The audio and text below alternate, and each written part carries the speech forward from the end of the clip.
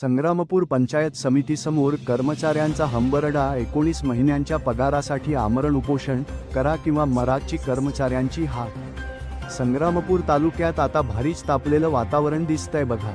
पंचायत समितीच्या दारातच ग्रामपंचायत कर्मचारी सरळ उपोषणाला बसले आणि यावेळी त्यांचा इरादा पण भारीच कडक दिसतोय। तालुक्यातील ग्रामपंचायत कर्मचाऱ्यांचा तब्बल 19 महिन्यांचा पगाराचा फरक अजूनपर्यंत मिळालाच नाही। सप्टेंबर 2020 पासून ते मार्च 2022 पर्यंतचा हा सगळा हिशोब अडकून पडला आणि कितीही वेळा सांगितलं, निवेदनं दिली, बैठका घेतल्या, पण काहीच उपयोग झाला नाही। मग काय, शेवटी कंटाळून कर्मचाऱ्यांनी आंदोलनाचा मार्ग धरलाय।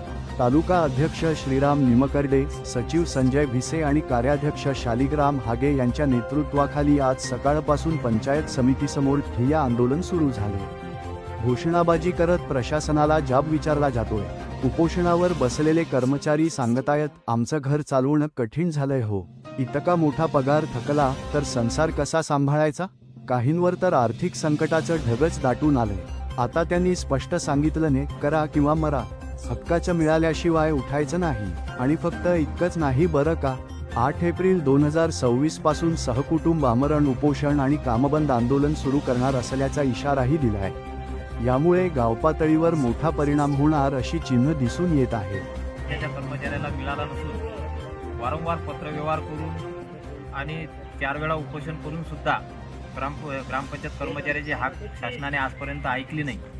आणि ही जे पूर्ण बुलढाणा जिल्ह्यातील सर्व तालुके, सर्व जिल्हे, महाराष्ट्रातील सर्वांना एरियस मिळून सुद्धा अद्यापही संग्रामपूर तालुक्याला एरियस मिळाला नसून त्या एरियस संदर्भात आज रोजी सर्व संग्रामपूर तालुक्यातील कर्मचारी आमरण उपोषणाला बसलेले आहेत। जर शासनाने आमच्या मागण्या जर लवकर त्वरित मान्य केल्या नाही तर उद्यापासून सर्व कुटुंबासहित तिथं आमरण उपोषणाला बसणार असून सर्व गावगाड्यातील पाणीपुरवठा, दिवाबत्ती, ग्रामपंचायत सर्व बंद ठेवण्यात येतील। तरी शासनाला एकच विनंती आहे की आमचा जो 19 महिन्याचा एरियस आहे, जो फरक आहे, तो त्वरित आमच्या खात्यामध्ये जमा करावा, अन्यथा हे सदर उपोषण चिघळण्याची शक्यता आहे, याची शासनाने नोंद घ्यावी।